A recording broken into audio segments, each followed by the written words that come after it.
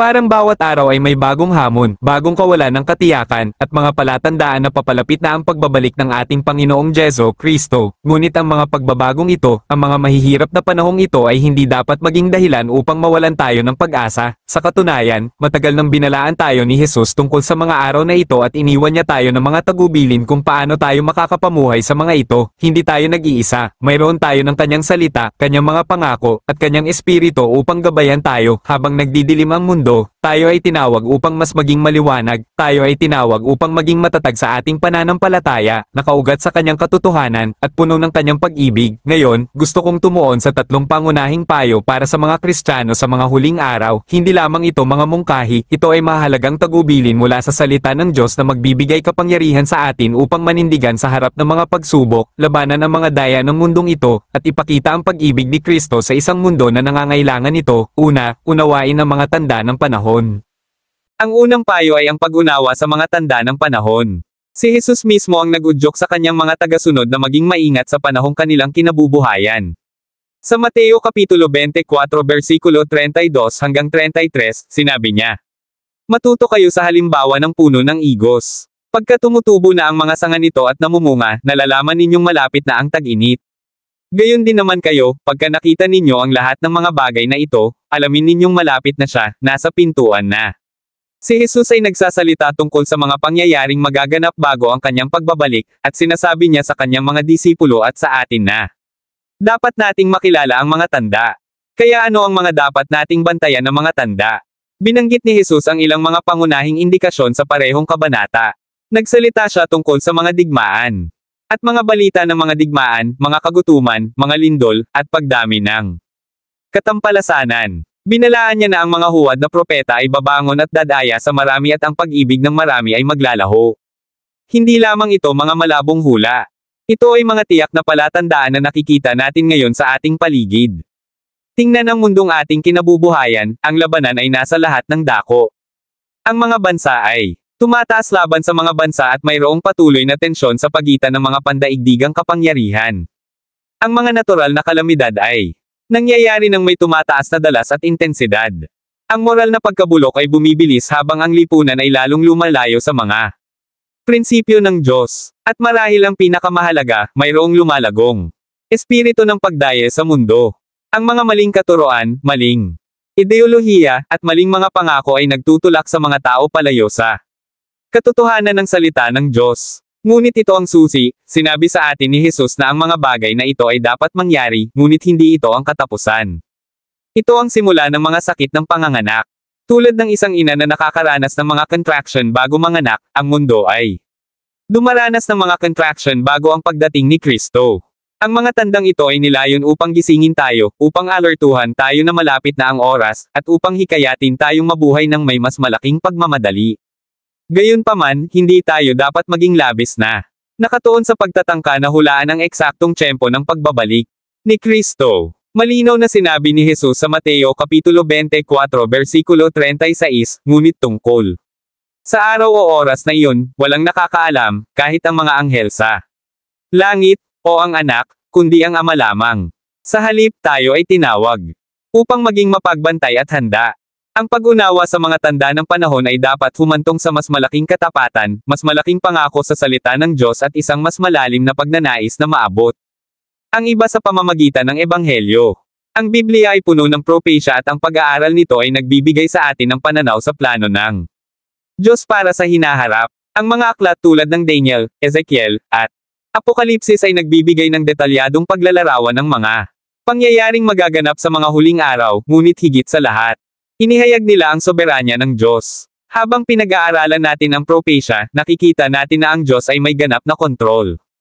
Kanyang inayos ang bawat detalye at walang nangyayari sa labas ng kanyang kalooban. Ito ay dapat magbigay sa atin ng malaking kumpiyansa kahit nasa gitna ng kaguluhan. Kaya mga kapatid ko, hinihikayat ko kayong lumalim sa salita ng Diyos, pag-aralan ang biblical na propesya, sikaping maunawaan ang panahong ating kinabubuhayan.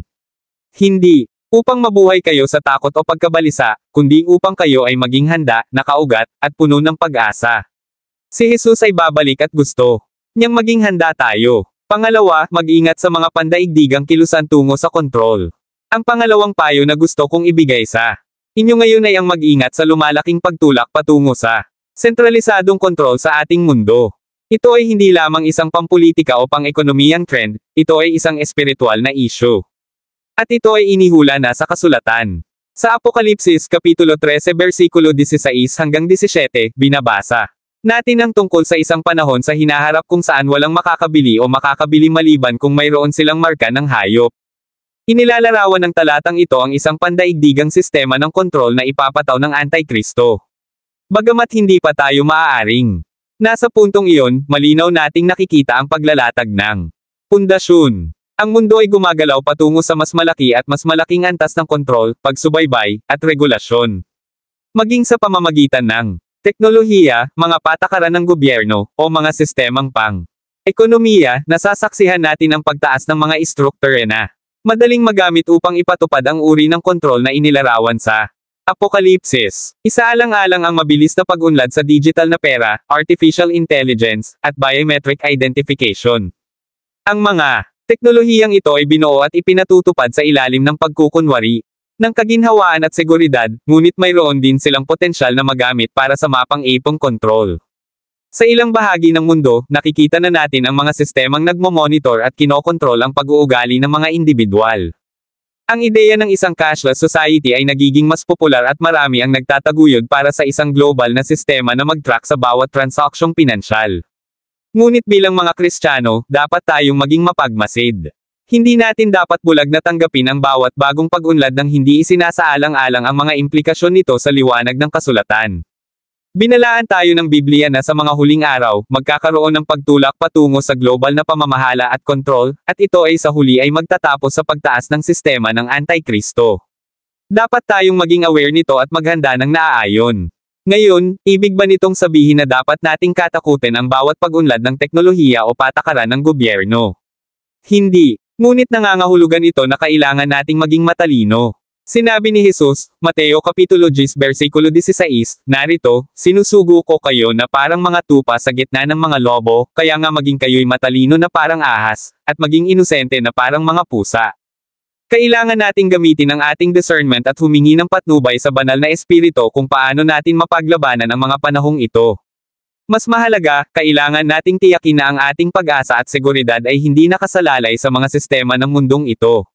Mabibigo ang mga gobyerno. Ang mga ekonomiya ay guguho. Ang teknolohiya ay gagamitin para sa masasamang layunin. Ngunit ang kaharian ng Diyos ay hindi matitinag bilang mga mananampalataya. Ang ating tiwala ay dapat sa Kanya lamang, Siya ang ating tagapagkaloob, ating protector, at ating pinakamataas na awtoridad. Kahit na ang mundo ay gumagalaw patungo sa mas malaking kontrol at pang-aapi, alam natin na ang Diyos ay nasa trono pa rin at dadalhin niya ang katarungan sa Kanyang panahon. Tandaan natin na si Jesus ay nanalo na ng tagumpay. Ang mga kapangyarihan ng mundong ito ay maaaring mukhang malakas, ngunit hindi sila maihahambing sa kapangyarihan ng ating nabuhay na tagapagligtas. Inilalarawan ng Apokalipsis Kapitulo 19 ang maluwalhating pagbabalik ni Jesus kapag siya ay magtatagumpay sa Antikristo at itatatag ang kanyang walang hanggang kaharian. Hanggang sa araw na iyon, tayo ay tinawag upang manindigan, labanan ang kasamaan, at ito ng ating mga mata kay Kristo. Pangatlo, mahalin ang isa't isa. Sa wakas, at pinakamahalaga, tayo ay tinawag upang mahalin ang isa't isa. Sa Juan Kapitulo 13 versikulo 35, sinabi ni Jesus, sa pamamagitan nito'y makikilala ng lahat na kayo ay aking mga alagad, kung kayo'y mag-iibigan sa isa't isa. Ang utos na ito ay hindi opsyonal, ito ay sentral sa kung sino tayo bilang mga Kristiyano at ito ay lalong mahalaga sa mga huling araw na ito. Habang nagdidilim ang mundo, ang pag-ibig ng marami ay maglalaho, ang mga tao ay magiging mas nakasentro sa sarili, mas nahahati, at mas mapuot, ngunit bilang mga tagasunod ni Kristo, tayo ay tinawag upang maging iba. Tayo ay tinawag upang ipakita ang pag-ibig ni Jesus sa lahat ng ating ginagawa. Ang pag-ibig na ito ay hindi lamang isang damdamin, ito ay isang aksyon, ito ay isang walang kabuluhang pag-ibig na naghahanap ng kabutihan ng iba kahit na mahirap ito. Sa mga huling araw na ito, kailangan ng mundo na makita ang pag-ibig ni Kristo ng higit pa kailanman. Kailangan nilang makita ang isang simbahan na nagkakaisa, na nagmamalasakit sa isa't isa, at umaabot sa mga nasaktan. Tayo ay tinawag upang maging mga kamay at paa ni Jesus na nagpapakita ng kanyang pag-ibig sa isang mundong nawala at nasira. Ang pag-ibig na ito ay nagsisimula sa loob ng katawan ni Kristo. Dapat nating mahalin ang isa't isa bilang mga kapatid sa Panginoon. Nangangahulugan ito ng paglalagay sa tabi ng ating mga pagkakaiba, pagpapatawaran sa isa't isa, at paghahanap ng pagkakaisa. Nangangahulugan ito ng pagpasan sa mga pasanin ng isa't isa at pagpapalakasan ng loob sa isa't isa habang nahaharap tayo sa mga pagsubok. Ang unang simbahan ay kilala sa pag-ibig at pagkakaisa nito at ito ang pag-ibig na humihila sa mga tao sa pananampalataya. Sa parehong paraan, ang ating pag-ibig sa isa't isa ay dapat maging isang patuto sa mundo na tayo ay kabilang kay Jesus. Ngunit ang ating pag-ibig ay hindi maaaring tumigil sa mga pader ng simbahan. Tayo ay tinawag upang mahalin ang ating mga kapitbahay, ang ating mga katrabaho, at maging ang ating mga kaaway. Hindi ito laging madali lalo na sa isang mundong lalong nagiging mapot sa mga Kristiyano, ngunit iniutos sa atin ni Jesus na mahalin ang ating mga kaaway at ipanalangin ang mga umusig sa atin. Ang ganitong uri ng pag-ibig ay radikal. Ito ay laban sa natural na mga hilig ng puso ng tao, ngunit ito ang pag-ibig na ipinakita ni Jesus sa atin nang mamatay siya sa krus para sa ating mga kasalanan. Sa mga huling araw na ito kung saan ang puot at pagkakahati ay nasa lahat ng dako, ang ating pag-ibig ay dapat tumangkad. Dapat itong maging isang pag-ibig na mapagpasensya, mabait, at hindi madaling magalit. Dapat itong maging isang pag-ibig na nagagalak sa katotohanan at nagtitiis sa lahat ng bagay. Ito ang uri ng pag-ibig na sisikat ng maliwanag sa isang madilim na mundo at hihilahin ang mga tao kay Jesus. Gusto kong iwan ka sa paalalang ito. Nabubuhay tayo sa mga huling araw, ngunit hindi tayo walang pag-asa. Binigyan tayo ng Diyos ng kanyang salita upang gabayan tayo, ng kanyang espiritu upang bigyan tayo ng kapangyarihan, at ng kanyang pag-ibig upang buhayin tayo. Ang mga payong tinalakay natin ngayon, ang pag-unawa sa mga tanda ng panahon, ang pagiging aware sa mga pandaigdigang kilusan tungo sa kontrol, at ang pagmamahalan sa isa't isa ay mahalaga para sa paglalakbay sa mga mahihirap na panahong ito ng may pananampalataya at katapangan. Mangako tayong mabuhay ng nakatuon ang ating mga mata kay Jesus, ang ating mga puso ay puno ng kanyang pag-ibig, at ang ating mga buhay ay nakaugat sa kanyang katotohanan. Ang mga darating na araw ay maaaring maging mahirap, ngunit nagsisilbihan tayo sa isang Diyos na mas malaki kaysa sa anumang hamon na maaaring harapin natin. Si Jesus ay malapit nang dumating, at kapag siya ay bumalik, sana ay makita niya tayong tapat, mapagmahal, at handang salubungin siya.